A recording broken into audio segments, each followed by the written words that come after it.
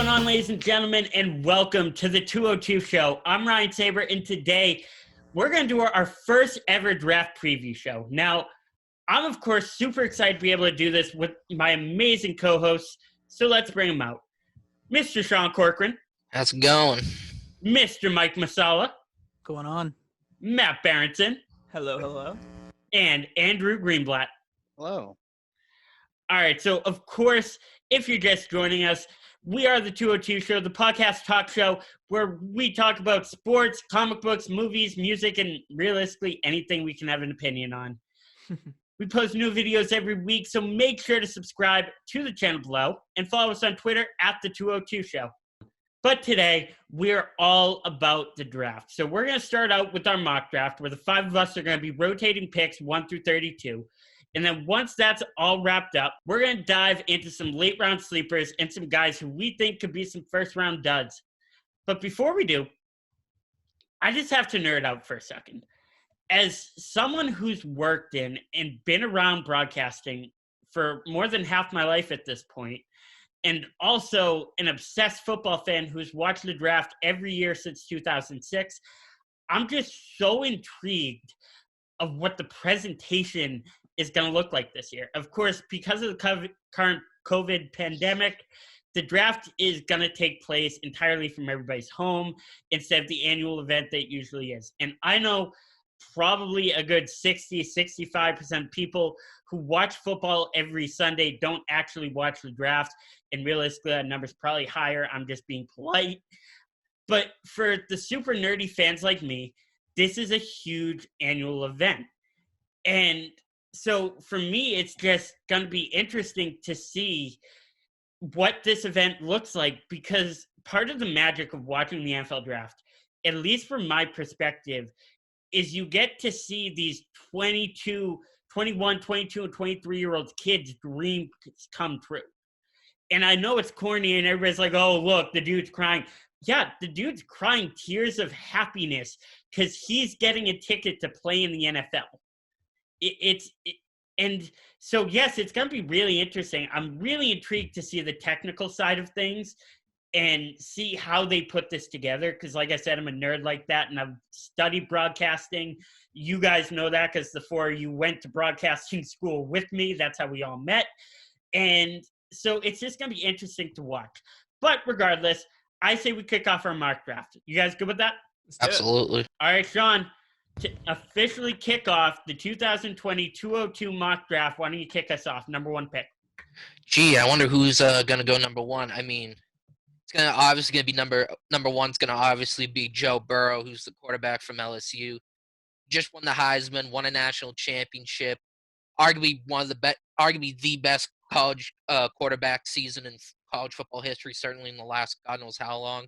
I mean, do I need to say more? It's going to be Joe Burrow. That's no, I think I agree with you on that one. Number two.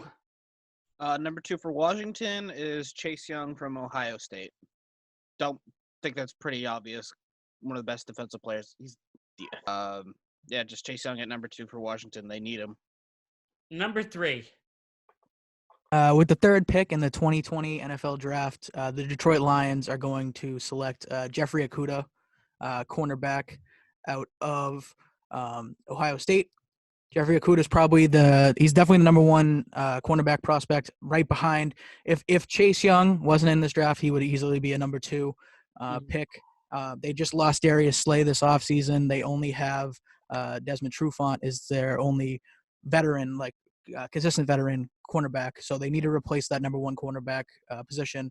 And Okudah is the guy to do it. Great man coverage guy, has everything that he needs to be great in the NFL, getting comps to Patrick Peterson. What more could you ask for?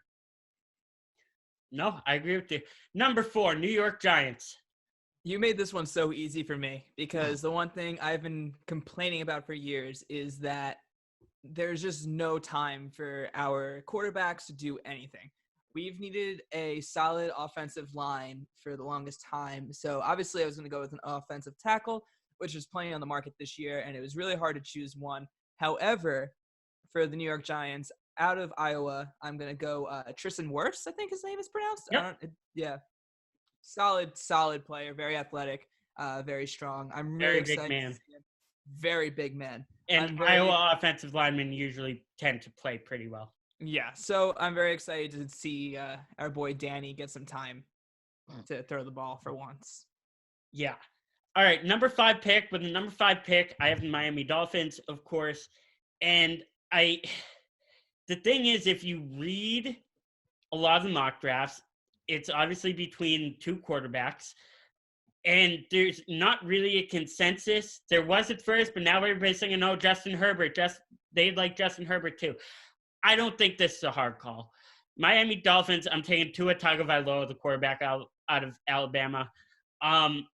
We knew this a year ago. Yeah. Because when there was all those rumors about Miami maybe taking Daniel Jones or Miami taking a run at Kyler Murray or Dwayne Haskins, we knew a year ago they're going to wait because they really like Tua. Let's not overcomplicate this. Tua potentially has an injury problem, but who didn't in college? Patrick Mahomes got hurt. Carson Wentz got hurt.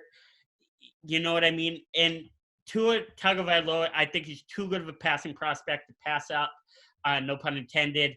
I think he can sit a year behind Ryan Fitzpatrick, and I think he has a very good career with the Miami Dolphins. Number 6. Anyways, sorry. Can you hear me now? Yeah. Okay, sorry about that. Number 6, the Los Angeles Chargers will take offensive tackle Andrew Thomas from Georgia. Chargers need offensive tackles. Brian Beluga, who's been their tackle for a while. Bulaga, sorry. You're good. He's 31 now. He's missed 13 games over the last 3 years or so, and they definitely need more help at tackle. So I feel like Thomas is the right pick. It just makes sense. Yeah, they actually just signed Brian Bulaga. Oh, they did? Well, Yeah, still, even if he wasn't with the Chargers, he's still got health issues Packers. regardless. So Yeah, he was with the Packers. that's what I thought. My bad. All right, number 7, Carolina. Carolina, I have Derrick Brown, defensive tackle from Auburn.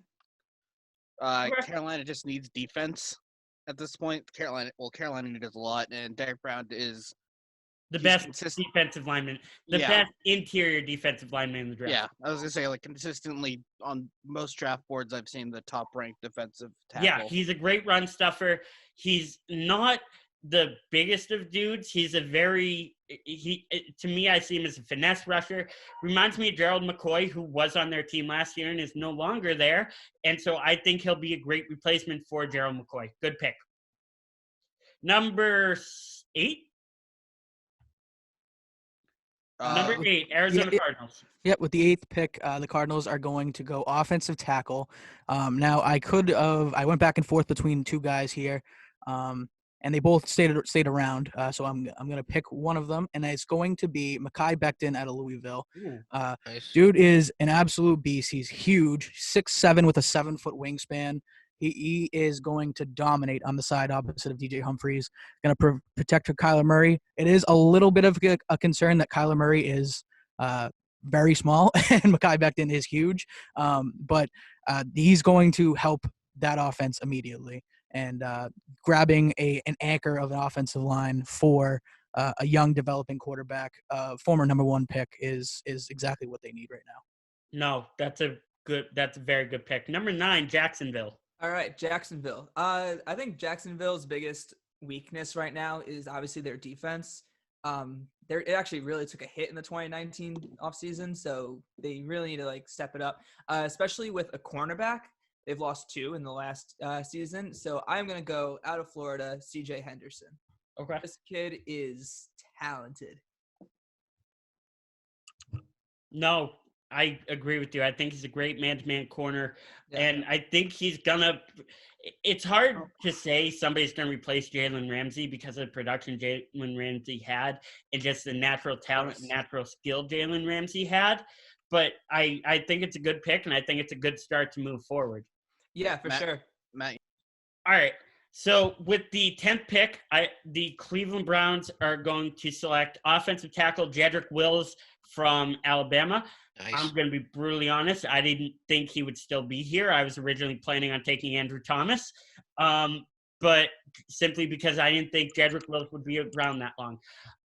But he is here, and so the Browns need an offensive tackle.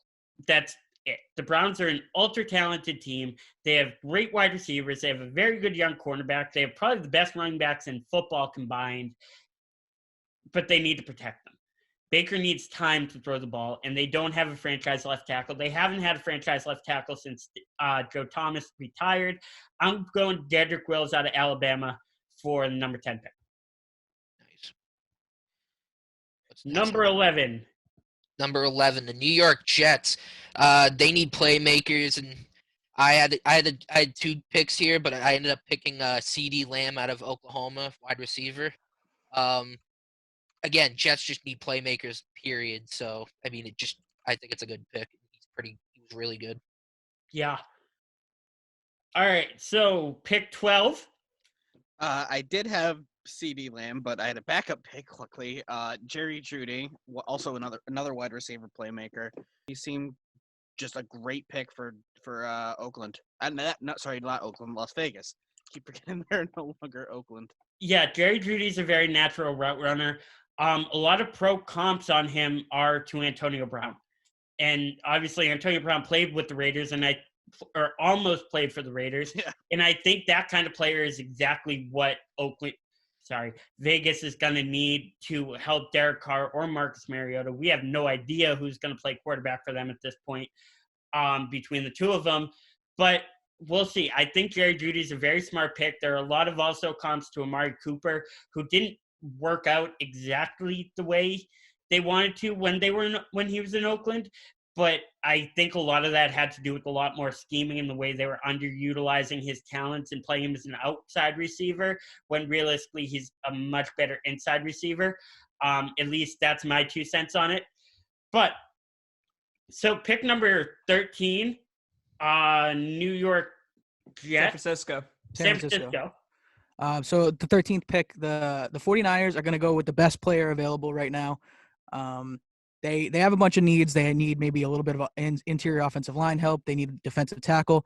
None of those are really coming at this point in the draft, but so they're going to go out and they're going to continue to add weapons for Jimmy G, and they're going to go out and get another Alabama wide receiver, Henry Ruggs III. Just having him in that offense, surrounded by Deebo Samuel, Marquise Goodwin, Kendrick Bourne, who came on late last year. That offense is going to be incredible, and Henry Ruggs can be the number 1 there. Over 3 years, he had almost 2,000 yards with Alabama, and obviously produced incredibly in Nick Saban's offense, and that's going to translate directly to the NFL. He has potential to be a top 10, a top 5 eventually wide receiver. He has everything that they could possibly need from him, and he has the explosiveness to play. If he wants, he can play special teams as well. Yeah, he's an insane burner, and he's going to be a great deep threat. I don't know that his route running is as precise. It's definitely not as precise as Jerry Judy's. I don't know that he has the go up and get it ability of CeeDee Lamb, but the dude is just crazy fast, and stopping the guy in a cross or post or streak, it's going to be very tough to do, especially if he goes to a team like the 49ers and has Kyle Shanahan scheming for him specifically. I think it's going to be very cool. Matt, Kyle Shanahan will get him open so easily, and like I said, George Kittle, could be a Tyreek Hill type. right? Honestly, God, could be a Tyreek Hill type. Yeah, he could be exactly like that. And you have George Kittle, you have their bolster of running backs in the backfield. You have everybody on that offense to make Jimmy Garoppolo successful. And if he's not successful with all those guys, then it might be a problem with him. Yeah. Matt, who's going to Tampa? I think one of Tampa's biggest things right now is to make sure that Tom Brady is protected very well. He's older, but still very healthy. But you want to keep your star quarterback in good health. So I'm going to go with Josh Jones out of Houston. Cool. Yeah. All right. So with the number 15 pick, the Denver Broncos are going to select the best player available. And once again, I have absolutely no idea why this man's still on the board. Isaiah Simmons, the inside linebacker from Clemson. This is an all-around stud sub linebacker type. He's not the biggest. He's not the strongest, but he's insanely fast. He's a nasty athlete. He ran one of the highest 40 times at the combine this year as an inside linebacker. He's going to rack up a lot of tackles, and he's very good in coverage. He's gotten a lot of comps similar to Shaq Thompson, who's a safety linebacker for the Carolina Panthers. And realistically, in my eyes, I see a little bit of Wham Bam Cam Chancellor from the Seattle Seahawks, who retired a couple years ago. He's just a big freak of nature linebacker who's faster than most people on the field. I know Denver has a really big need for wide receiver right now, even though they have Cortland Sutton, who I think is a stud. But frankly, Henry Ruggs, CeeDee Lamb, and Jerry Judy are all off the board. I'm taking the best player on the field, on the board, and that's Isaiah Simmons. He's going to play linebacker next to Von Miller and Bradley Chubb, and that will be fun to watch. It's a great pick. I can't believe he's around this late as well. Yeah. Number 16. Number 16, the Atlanta Falcons will select I apologize if I mispronounce his name, K'Lavon Chaisson, edge rusher from LSU. Yep. I think he has the potential to do double-digit sacks in the NFL if he, stays healthy and all that. I think Atlanta needs a pass rusher. And he's a very natural pass rusher. Yeah. He's not a coverage linebacker. He's a natural pass rusher. And you're right. I think that's a spot where Atlanta needs help probably more than any other. Vic Beasley, who they drafted a couple of years ago, didn't turn out that great. He had that 1 year where I'm pretty sure he made first team All-Pro in the Super Bowl run year, and just it hasn't come to anything after that. I think Atlanta can definitely use a pass rusher. Number 17. Well, for number 17, last two picks I had were already taken. So for my backup pick for number 17, Dallas Cowboys are going to select Trevon Diggs, cornerback out of Alabama. Cowboys just need help on defense. I don't really think they have any good shutdown corners, and this guy. No, they lost Byron Jones. Yeah, so this guy should definitely help them out this season. Yeah, Trevon Diggs, younger brother of now's Bills receiver Stefon Diggs. He's a very athletic corner. He's I think a little smaller off the top of my head. I'll have to look, but he's a good pick, and I think he'll work out for the Cowboys. 18. At 18, you had Miami, I believe, take Tua earlier in the draft, Yes, so that was going to decide what I did here. And I think the Dolphins need pass rush. Pass rush in this draft isn't great after like the first top 15 picks. I think I probably have them taking Gross-Matos out of Penn State, 6'5", huge guy, and he has incredible strength and get off. It's going to be interesting to see how they fit him in. I feel like there hasn't been a whole lot of incredible pass rushing from Miami since the days of Cameron Wake, but he can be that guy, and he has the ability to set the edge and help go side to side and slow down a lot of the running attacks that you're seeing start to take over the NFL. So that pick right there, Yetur Gross-Matos, is the pick for the Miami Dolphins at 18. Yeah, I've seen a lot of comps on him to Tamba Hali. I almost said Muhammad Ali. Tamba Hali, who played outside linebacker for the Chiefs for a lot of years. Athletic, great use of hands, and I think he'll be a good pick. Number 19, Raiders, Matt. All right, the Las Vegas Raiders. Honestly, this team needs a lot of work in a lot of different spots, a lot of different positions. I'm going to switch it up a bit just because I'm so sick of picking offensive and defensive tackles and players. So I'm going to say Jordan Love out of Utah State. Ooh, interesting. Yeah. He's obviously a pretty high looked at quarterback for this draft. I know Miami's looking at him, and I think the Patriots are looking at him as well. But I think that the Las Vegas Raiders could definitely use a new young quarterback. So Jordan Love. Interesting. Yeah. Okay. I will follow that up. Cool. Number 20, the Jacksonville Jaguars. How much faith do we have in Gardner Minshew? Not a lot. Not too much. I had him on It looks fantasy, pretty. so no. The ultimate I wouldn't call Florida it man. pretty. He's got the mustache. He's the ultimate Florida man. And he's a Jacksonville Jaguar, which I think is a perfect team for him in that style. But Justin Herbert's still on the board. And Jacksonville got rid of Nick Foles because they didn't think he was a franchise quarterback. I don't know if that means they have utmost faith in Gardner Minshew. But Justin Herbert's still on the board at 20, and that's too much talent to pass up on a team that isn't sure about a quarterback. So he's my number 20 pick. That's a solid one. I like it. Very good. 21, Sean. 21 with the 21st pick, the Philadelphia Eagles select safety Xavier McKinney out of Alabama. Nice pick. They lost Malcolm Jenkins to free agency this past offseason. I thought that Jenkins' age was also catching up, so they definitely need a fresh start at safety. Yeah, good pick. Number 22, Greenblatt. Yeah. Utah. Sorry, Jalen Johnson out of Utah, cornerback. With Xavier Rhodes gone, they need help they just need another corner. 23. Yeah. New England Patriots. 23, the hometown Pats. They got a lot of holes, obviously. Tom Brady's gone. A lot of questions about, will they take a quarterback? The top, I believe, 3 or 4 guys are off the board already. And I don't have them picking one in the first round. So I think they go address another position of need, and I think that is linebacker, and they go with Patrick Queen out of LSU. There are a couple linebackers in the first round that they could have gone with, but I think Patrick Queen, championship-level player, obviously, during his time at LSU.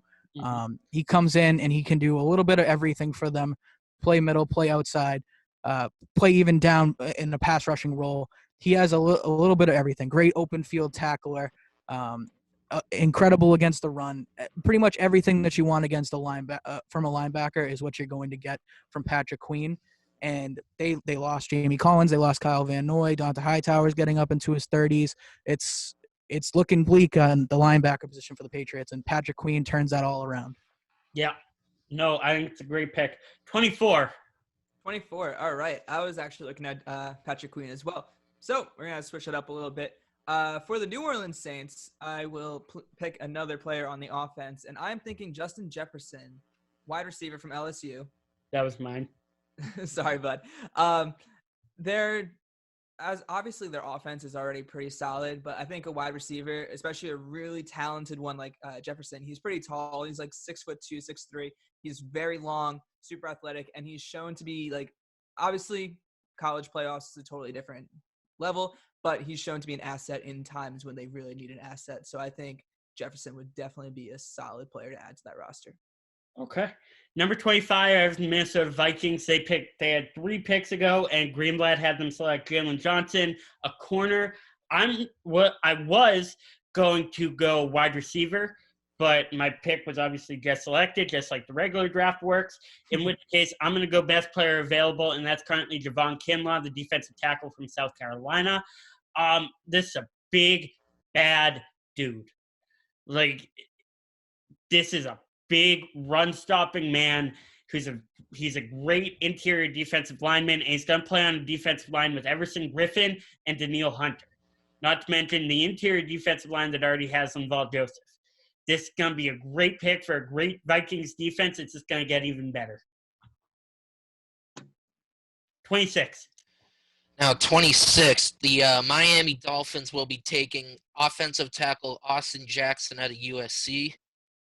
Jackson's got known to have basketball-type quickness, and Miami needs a tackle. All right. 27. Oh, sorry. The Seattle Seahawks are going to take Isaiah Wilson, offensive tackle out of Georgia.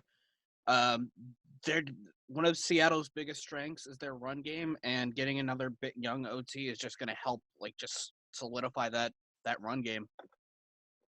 All right, number 28. 28. Baltimore Ravens, they're on the clock, and I think what's going to actually happen is they're probably going to trade back, but if we're going to go with the pick here, they need to address their only weakness, I guess, is finding a second linebacker, because that team is stacked. They are everywhere. Second linebacker, and I think because Patrick Queen got taken by the Patriots, they're going to have to go with Oklahoma's Kenneth Murray. It's a great pick for them all over the board. They can pair him with Matt Judon. Calais Campbell's now there. Derrick Wilfs now there. They're going to be the best defense in the league this year, and it's really not going to be close. And it's terrifying. Yeah, it is very scary. Terrifying. On top of what they have on their offense, so he can do a little bit of everything. Right, a little bit of everything. Long arms. He's bulked up. Can play both interior, exterior, pass rush. Does great going horizontally. He's all over the place, and he can drop back into coverage. So that guy, Kenneth Murray, is going to be a steal if he's there at 28 for the Ravens. All right, Matt, 29, Tennessee Titans. All right, let's go. So for Tennessee, we'll go Ross Blacklock. Yep. He's coming out of TCU. He's pretty solid. I mean, they can use a defensive tackle as much as they can use an offensive tackle. I think he would play very nicely on that D-line. Yeah, he's a solid player. Number 30 with the Green Bay Packers, I'm going to give Aaron Rodgers a little bit of help. Of course, he has Devontae Adams, but other than that, there's really not much. So let's give him a good number 2 receiver in Laviska Shenault from the University of Colorado. This is a guy who was very high on draft boards and very high in mock drafts early in the season. Fell off a little bit, didn't have a great combine performance, but he's a very natural athlete. He's a very good route runner. He's a very swift player. He's probably the most athletic receiver in this class, and I think with the right coaching, he's going to be a great fit for Aaron Rodgers and Matt LaFleur and Packers offense. 31.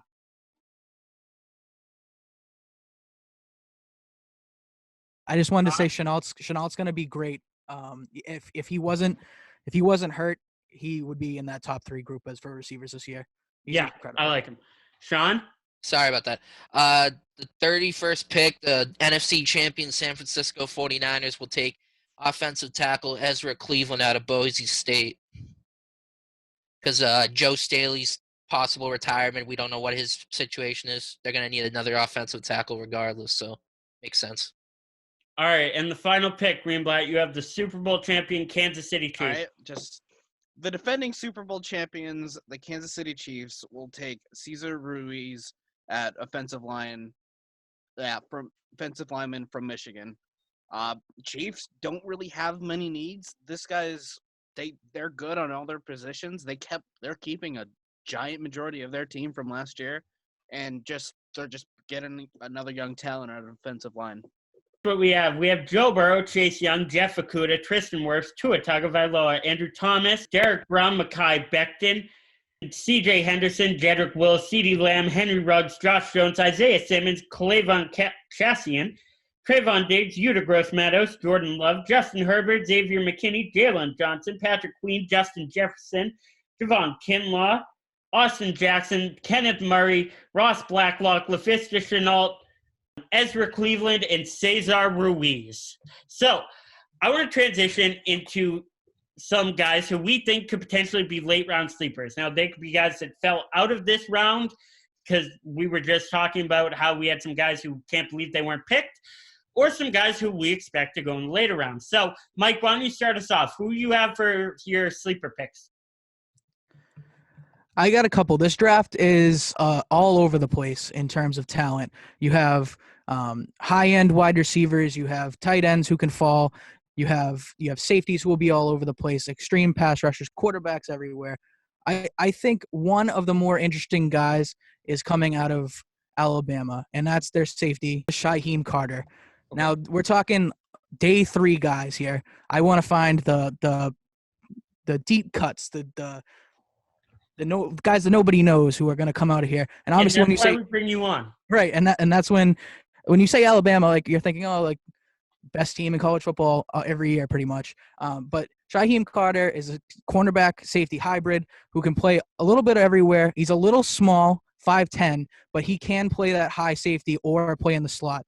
He'll be a little bit all over. He's not like a matchup guy you're going to put on the George Kittles, the Travis Kelce's of the world.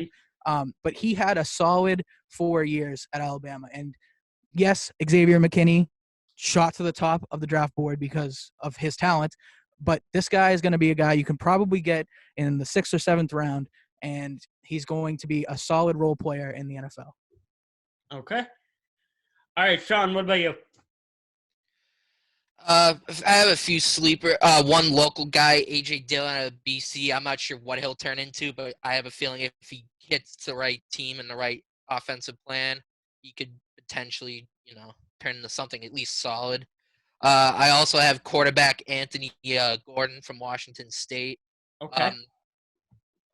I'm not as in-depth as you guys, but I thought since Minshew kind of turned Washington State out of nowhere into, somehow a quarterback, whatever, I feel like Golden could be a solid player. And my last one is running back Benjamin out of Arizona State, who was kind of under the radar most of the year. So, he could turn into something. Okay. I have two. First one is quarterback, because you know me, I love quarterbacks. And this is Jake Fromm out of the University of Georgia. All I have to say here is that this kid beat out Justin Fields for a starting job. Justin Fields is going to be the number 2 pick in next year's draft, and it's not even a question. Jake Fromm, he doesn't have the huge arm that you're going to see on Patrick Mahomes. He doesn't have the athletic ability that you're going to see on a Patrick Mahomes. But to me, I see an Alex Smith type. He's very smart, doesn't make a lot of mistakes, and is very accurate in the short and intermediate game, and has the arm where he can hurt you in a West Coast style offense. The other sleeper I have is Jalen Reagor, the wide receiver at TCU. Athletic receiver, quick, great route runner, and I think he's going to have a good career depending on what team he goes to. And that's the thing with the draft. It does have a huge amount. There's a lot riding on the team that takes you. Now, I'm not saying Ryan Leaf, DeMarcus Russell, Johnny Manziel, and anybody like that would have been a Hall of Famer had they gone to the Patriots, but it does have a lot riding on it. You know what I mean? No, absolutely. I think both of those guys could be incredible pickups. Jake Fromm, following the Patriots, as long as we have Jake Fromm, is the guy I want here. If they're going to draft a quarterback this year, he's the guy I want. 100%. They're going to have to probably either trade down into the second round or trade up from the third into the second. Yeah. They're going to, if they go after Jake Fromm, that's something that's going to get me excited about this upcoming season. Yes, 100%. All right, Doug. Can I add in one more guy? I didn't know we were going both at the same time. Please do. My other guy is another day 3 guy, round 6 or 7, is a tight end out of Kentucky, Ahmad Wagner. Ahmad Wagner is this is a story we hear pretty much every year, is that there's a basketball player who transitions to football and he becomes at least decent NFL tight end. It's happened with countless times. He spent 3 years. Gates, Jimmy Graham. Right. They're all pretty good. Endless, and they all played college basketball. And here, Wagner played 3 years at Iowa, played basketball before transferring to Kentucky. Obviously not known for their football program, but he is a little bit of an under-known guy. He is 6'5", 235, could be a great move tight end. Could be a little bit all over the place. His blocking obviously needs to be worked on, but that's why you're getting him in day 3. But just the skill, athleticism, that's going to be enough to get somebody to bite on him. And if a team like the Patriots, like I said, came calling, that would be a great guy to grab in the 6th or 7th round. Tim Couch came out of Kentucky, right? Tim Couch came. I think that sounds right. That does sound right. Number 1 pick in the 99 draft by Cleveland. I think you're right. I think he came out of Kentucky. Doesn't matter. He did come out of Kentucky. There we go. All right, doesn't matter. Let's talk about duds who might be first-round picks and just don't play well. And once again, it's hard to talk about these because we have no idea what these guys' work ethics are like, and we have no idea where these guys are going to go. And that plays a huge part. Both of those play a huge part on how this guy's career turns out. I'm going to start, and once again, I'm not saying this guy is going to be a dud, but I'm saying there is a possibility that Jordan Love goes to a system that doesn't fit him and can't figure it out. I mean, we talk about Patrick Mahomes, and I'm a huge Mahomes guy. I think I've said that on every episode we've done so far. Huge Patrick Mahomes guy. But what if he went to a team that didn't have Andy Reid? And what if he went to a team that didn't have Tyreek Hill, Sammy Watkins, and Travis Kelce, and Damian Williams, and one of the best defenses in football? You know what I mean? I see Jordan Love, and I see a guy who needs a lot of work, who needs to sit behind someone for a year. I think that if you just throw Jordan Love to the Wolves, you're going to have an issue. Much like if you had just thrown Pat Mahomes to the Wolves, you probably would have had an issue at first.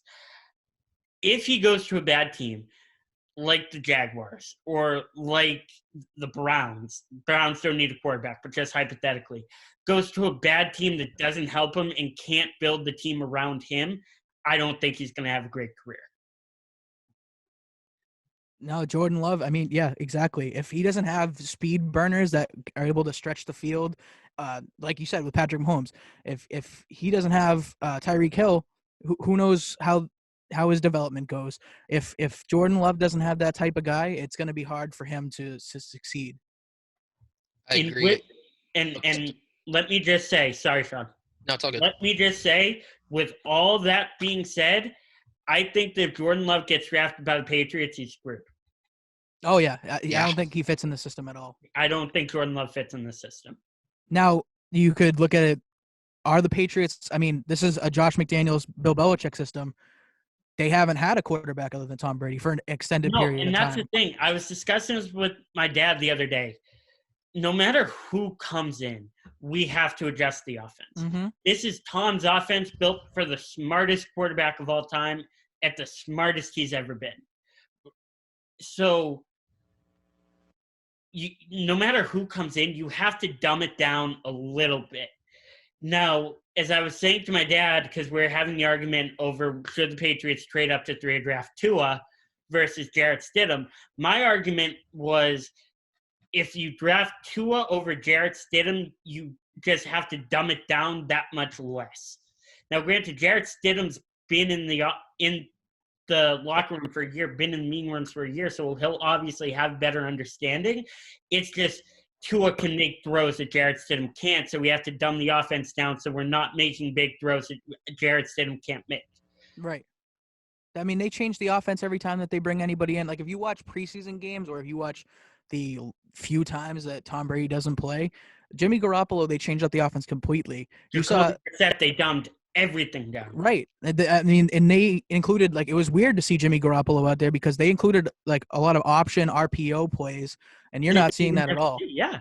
Right. So it's not that I don't know if it would not work with the Patriots, but it would just take more for him to work with the Patriots. All right. So, Mike, since you're on, who do you have for dud? Oh, my dud is another quarterback, and it is Tua. I am so over Tua. Great player in college. Had an incredible college career. The guy, injury concerns, obviously a red flag. And he's a lefty quarterback. That never works. It never, ever works. It has worked. It has worked 3 times in the NFL, and it has been Mike Vick. Hang on. Michael Vick, Steve Young. Hang on. Don't tell me. It can't be Tebow. It is not Tebow. Don't tell me. Not Scott Mitchell. I'll let you go for as long as you need. Go ahead. No, who is it? Who's the third? Ken Stabler. Snake. Yep, I missed that one. Yeah, so it's worked 3 times. You can maybe throw Boomer in there, but we're not going to throw Boomer in there. He's not. He won an MVP. He won an MVP. That's 4. But that's it. And exactly, we're talking about guys like Ken Stabler and Boomer and Steve Young who haven't been in the league in billions of years. Mike Vick has been the only other one. And Mike Vick was a great quarterback for a lot of other things. Right, right. And Tua has the perfect system, the perfect setup to be an incredible college quarterback. Played at freaking Alabama. He did incredible things when he stepped on the field. I don't see it translating well to the NFL. I just can't. It's all those things combined, all those reasons I just listed are the 3 things that would really keep me away from him. I would stay away from Tua. And on the one hand, like you said, or let me give examples of both. So I had said earlier, you have a lot of guys who get hurt in college. Carson Wentz got hurt in college. Pat Mahomes got hurt in college. I don't remember if Lamar got hurt in college, but there was a lot of concerns coming out. Oh, look at Lamar. He's not big. He's not strong. He's going to get hurt. Right. Having said that, RG3 got hurt in college. Got hurt in the NFL. Couldn't stay healthy. One of my favorite college football players ever, Sam Bradford, got hurt in college and got hurt just getting out of bed in the NFL. Mm-hmm. Yeah. Going to make a sandwich in the refrigerator, tore his ACL. So I do see the concern there. I definitely see the concern in Tua's health, but it's a risk. Every pick in the draft is a risk. Right. And I'm not saying that if he doesn't fall back, like if he falls back to the second half of the first round, I'm okay with teams taking him there because that's not where he was supposed to go. He's talented. Yeah. So I'm okay with teams taking him there. I just don't see him. I mean, top 5 pick, you have to be something special, and I don't know if that's him. Yeah, I mean, I'll give that. See, actually, no, I'll disagree in the sense that I definitely think he's something special. I am 100% all in on the fact that he's something special. I don't know if he can stay healthy. Yeah. So I agree. I don't think he should be number 1. I think Joe Burrow's safer. Yep. I think Joe Burrow, you're taking less of a risk on. Having said that, I think Tua, if he plays out the way we all expect him to play out and the way I think he can play out if he stays healthy, is going to have a better career than Joe Burrow. That's a bold statement. I don't disagree. He could absolutely have that type of career. I just, for me, I'm a little like, I would stay, if I was a GM, I would stay away from him. And a different conversation I want to have after Sean, if you have any duds, now's the time. I got how about another former Alabama quarterback in Jalen Hurts? I mean, good one. Jalen Hurts. I like Jalen Hurts. I thought he was good at Alabama. I thought he was good at Oklahoma. He's kind of a dual threat. He's obviously a dual threat quarterback, but I just don't think he's the kind of guy that could do it. You know, some people have been comparing him to Lamar Jackson. That's just insane. I'm sorry, but he's a Lincoln Riley quarterback. Yeah, that's fair. You have to understand. In 2018, leading up to the 2018 draft, the number 1 pick in the 2018 draft was a guy who spent a year with Lincoln Riley. Before that, he was a walk-on at Texas Tech and a walk-on in Oklahoma. Lincoln Riley makes him the Heisman Trophy winner and the number 1 pick in the draft. Next year, he takes a baseball player who's never started quarterback in college. Heisman Trophy winner, number 1 pick in the draft. There's something there. Kyler Murray, I think, is a great player, hasn't degressed at all over the past year because he's working with Cliff Kingsbury. Baker Mayfield is not. He was working with Freddie Kitchens. He declined. Enough said. Oh, definitely. Lincoln Riley is the quarterback version of Sean McVay. Yes. Quarterback. 100%. Everything that happened, everybody that comes in contact with Lincoln Riley gets a automatic Heisman spot, at least a finalist spot, and a nice paycheck. Yep, that's exactly what happens. I was going to say, sorry, about Hurts. I mean, I agree with all what you said. I think it's going to come down to which coach he plays on in the NFL, wherever he goes. It's obviously going to come down to that. So I hope he does well, and I really like him. But, I mean, it's certainly a question mark. The one rumor I did read is that Pittsburgh is interested in Jalen Hurts. And I think if that happens, that could go pretty well. I think it could too. Yeah, I think if you give him to Mike Tomlin, he'll be okay. Yeah, I'm in on Jalen Hurts, especially in the mid rounds. If you're gonna be able to grab that guy 3rd or 4th round, that's a person. That's a guy who he handled the benching to Tua incredibly, and he transitioned and had a great year at Oklahoma. Guys who handle that kind of adversity at a high level are guys that I want leading my team. Yeah, he can definitely handle it. He's an adult. Exactly. And you need an adult to be a professional. You need to have an adult professional quarterback to win. Mm-hmm. And you see guys who couldn't do that. I don't want to throw Baker under the bus just yet, He's the name that popped into my head, but I agree. It's too I was early. like Johnny Jameis Manziel, Winston. Jamarcus Russell, like Brian Leaf, you don't have mature guys, you're not going to do very well. And Mhm. Jameis is just a scumbag too, so that doesn't help. That's true. There you go, Jameis Winston. All right, last thing I want to talk about is actually Joe Burrow, and this wasn't on the rundown, but it's a consensus that Joe Burrow is going to be the number one pick to the Cincinnati Bengals. He's an Ohio kid. You know what I mean? He's the hometown hero, went to Ohio State for a year and then won all those titles in LSU. And the Bengals certainly make it seem like, yes, this is a no-brainer. This is our guy. We're not changing. This is what we're going to do. We're going to end up with Joe Burrow. I think Joe Burrow is screwed. Well, yeah, it's a team run by Mike Brown. You're in trouble. He has all the talent in the world. Couldn't save that team. He should pull an Eli right now and say he won't go there. That's exactly what he should do. I wouldn't blame him. If I'm Joe Burrow, I am calling Brian Flores every single day saying, come get me. Y'all got 3 first-round picks. Come get me because I'm not going to Cleveland. You have Mike Brown as an owner. You have not a great offensive line. Don't have great receiving weapons. You have A.J. Green, who's coming back, who's on the later half of his career, and he's definitely an elite receiver, but he hasn't played this last year. You have Tyler Boyd, who's very good, not a great option, but very good, and you have John Ross, who's very good at running straight. Yeah. And other than that, there's not much there. Tyler Eifert left to what I think was Jacksonville. That sounds right. Yeah. Tyler Eifert went to Jacksonville, so you're looking for a tight end now.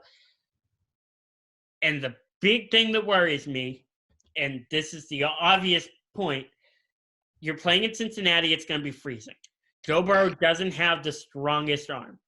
He's not Herbert, Love, not Patrick Mahomes, Josh Allen. He's got a good arm, not a great arm.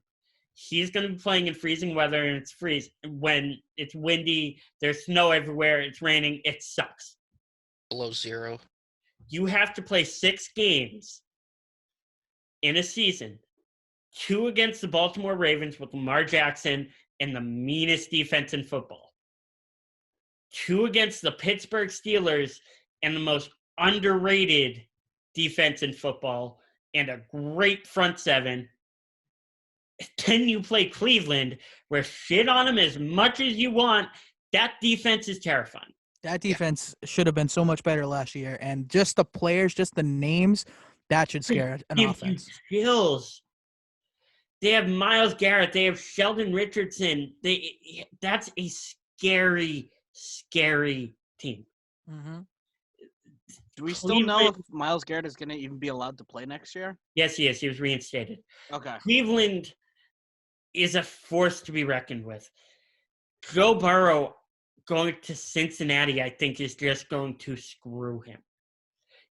And I would not be surprised at all if he has a career similar to that of Carson Palmer, where he had that one really good year where he managed to put the team on his back and take them to the divisional playoffs, and then he tears his ACL and it's all over. And he had that 1 year, but that's it. But then he could go to Arizona. And I was going to say, and then he can go to Arizona and make a pretty good run at it. Then tear his ACL again. No, Joe Burrow, everything about Cincinnati, it's the worst organization in sports, and it's not close. It's so bad. You have a losing culture. You have losing fans. You have a losing ownership. Everything is bad about that team, and Joe Burrow can't save them. Joe Burrow should not want to go there. I don't think anybody can save him. Exactly. He should be calling every single team that needs a quarterback. He should be calling Miami. He should be calling LA. He should be trying to get out so fast. It's going to take a lot to get him. Obviously, he's, like you said, Sean, he's one of the best quarterback prospects to ever come out of the draft. And the problem is we just saw last year, Houston traded three first-round picks for Laramie Tunsil. You're going to need a lot to get Joe Burrow. You're going to need 3-4 first-round picks, players, money. You're going to need a lot. I would be calling every team to get that done. Yeah. honestly, Greenblatt, go. I would argue that Washington is also is comparatively worse. Yeah, Washington's especially just as bad. Well, I mean, Dan Snyder is like one of the worst people on the planet. Right. Argument The only thing I put he's a very awful person. Right, and the only thing I put the Bengals ahead of them, behind them for is just because Washington has championships. That's they are literally better. the only Washington thing. has history. Bengals don't. Right. I would argue Detroit and Cleveland, but the problem is you have the 1950s for both of them, and Right. Cincinnati doesn't have that history. Mhm. All right, so Minute that's to- going to wrap yeah. it. That's going to wrap us up. Thank you guys for watching the draft preview show. Of course, to the four of you, thank you for helping me with this and participating. I had a lot of fun. Always a pleasure. Absolutely. Yeah, so we're going to get this out as soon as we can. Obviously, it has to be before the draft. Then also stay tuned for 202 episode 5, which I'm editing right now, and it's freaking dope. So make sure you subscribe down below and follow us at the 202 Show on Instagram and Twitter. Signing off, guys. Have a great night.